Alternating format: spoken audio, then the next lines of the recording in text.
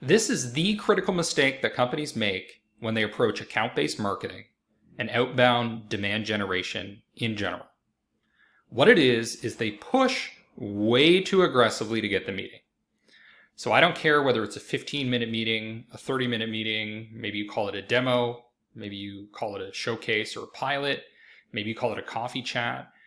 I get bombarded with messages every day that are just like, hey, can you hop on a quick 15-minute call? I'd love to have a virtual coffee chat with you.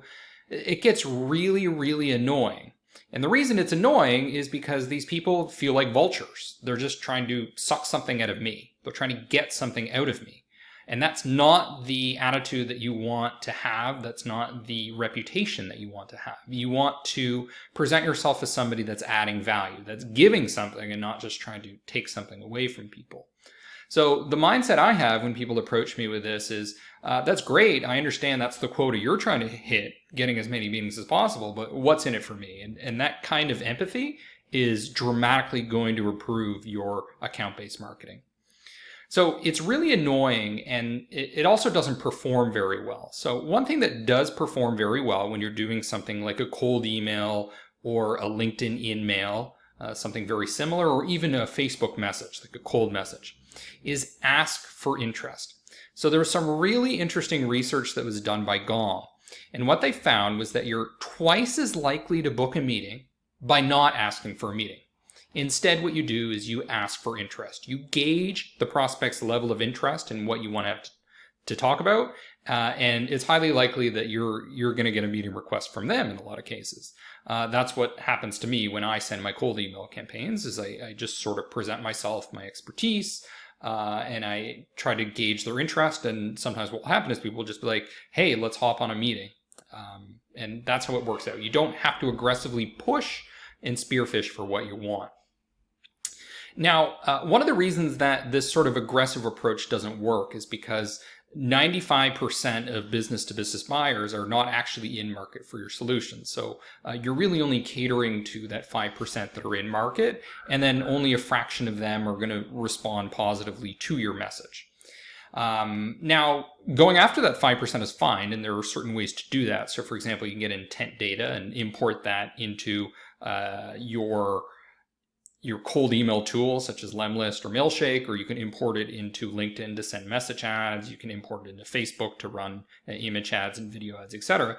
So in a lot of cases, focusing on that 5% makes sense, especially if you're an early stage startup. You can't really invest in the long term. You're really just trying to capture demand at the bottom of the funnel. Now, that said, there are ways that you can improve the bottom of funnel marketing that go beyond just asking for interest. And one thing is to pay people for their time. Pay them $100 or more, whether it's a gift card or it's just a PayPal payment. Basically what you're saying is, I respect your time. I am empathetic. I understand your situation, that your time is valuable, that your time is not free, that I'm not going to extract 30 minutes out of you for my own benefit. Instead, I'm going to pay you. Now, in a lot of cases, perhaps you will not even need to pay them. They may not actually request the money, or they may not care. They may be so excited about your product that the little incentive that you provided didn't matter. But I think the key thing there is respect. When you offer to pay people for their time, you're showing that you respect them and you respect their time. Now, you can do all sorts of things to optimize the bottom of the funnel. So making your meeting sound like something that's unique, for example, in addition to having the incentive that I mentioned, making it like a special customized audit, or show that you've already analyzed their website or their product and this is how you're going to improve it, etc.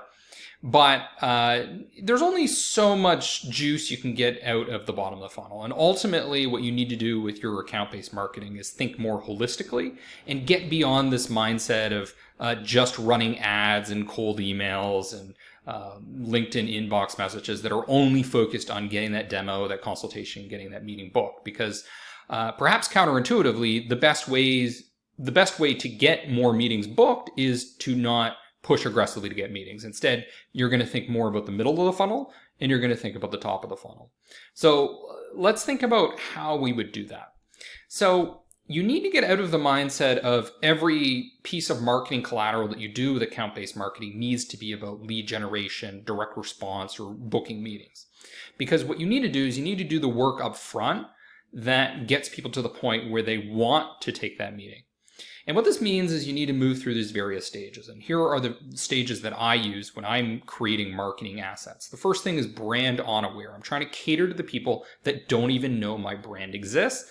The best way to do that is with video ads. Not video ads where the only way you can watch the video is by putting in your email. That's not what I mean. I mean something like a 1-2 minute video where the goal is just to get them to watch it.